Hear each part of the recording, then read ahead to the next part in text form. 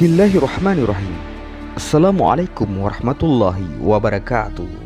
Sahabat Fiza, kisah singa yang tunduk kepada Nabi Daniel. Allah memerintahkan si raja hutan tersebut untuk tunduk dan patuh. Dua singa buas berputar-putar di dalam lubang. Sesekali para raja hutan itu mendongak ke atas, menunggu mangsa masuk ke kandang. Mata mereka awas, taring mereka tajam. Tiba-tiba kandang dibuka, seseorang pria hendak dilemparkan ke dalam lubang. Maka singa-singa itu pun langsung beringas, siap menerkam.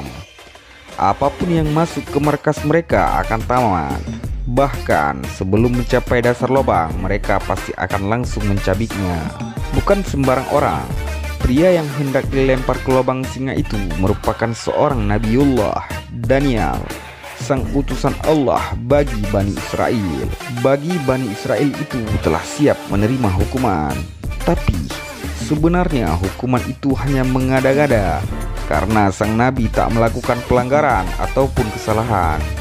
Ia pun tak gentar, lisannya terus memohon pertolongan kepada Allah. Perkara Daniel bermula ketika Raja Babilonia membutuhkan seorang penafsir mimpi. Sang raja bermimpi melihat sebuah patung raksasa yang setiap bagian tubuhnya terbuat dari logam yang berbeda. Kepalanya terbuat dari emas, dada dan lengannya terbuat dari perak, perutnya terbuat dari tembaga, pahanya dari besi dan kakinya terbuat dari besi dan tanah liat.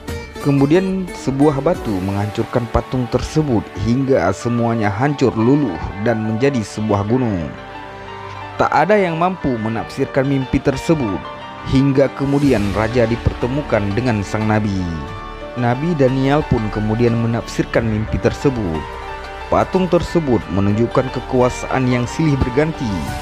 Emas mewakili Babilonia yang kemudian akan hancur diganti kerajaan Persia yang diwakili perak, kemudian beralih ke Yunani dengan tembaga, lalu Romawi dengan besi.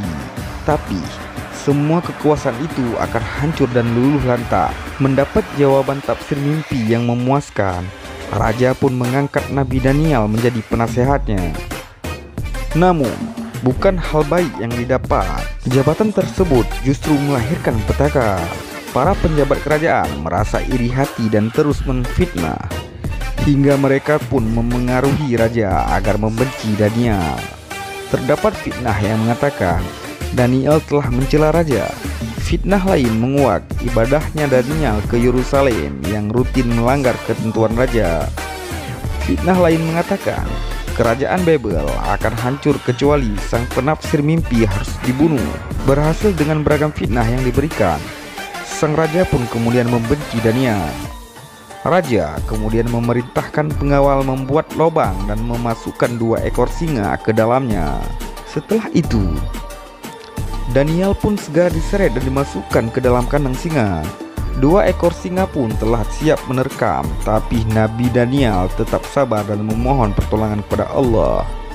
Ajaibnya, singa-singa yang lapar itu membungkam mulut mereka. Tak sedikit pun taring tajam diperlihatkan terhadap sang Nabi. Saat Daniel dimasukkan ke dalam kandang mereka, singa-singa itu justru menjilati sang Nabi. Singa yang garang berubah menjadi hewan yang patuh. Sungguh tak masuk akal, kecuali memang karena kekuasaannya. Allah memerintahkan singa-singa tersebut agar patuh. Beberapa hari dikurung di kandang singa, Daniel tetap selamat. Ia hidup bersama para singa-singa hingga kemudian merasa lapar dirasakan sang nabi. Allah pun kembali memberi pertolongan.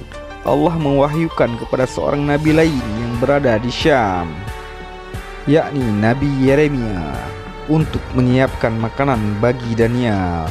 Namun Yeremia kebingungan. "Ya Tuhanku, saya sekarang ini berada di Yerusalem, sementara Daniel ada di Babel," ujarnya.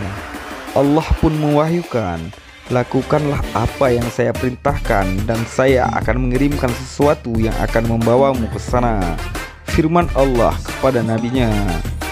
Maka Yeremia pun segera menyiapkan makanan. Nyata Allah mengirimkan sesuatu, kemudian mengantarkan Yeremia menuju Babel. Saat ia telah tiba di ambang lubang, Daniel pun terkejut. "Siapakah itu?" kata Daniel. "Saya Yeremia. Tuhan mengutuskanku kepadamu," jawabnya.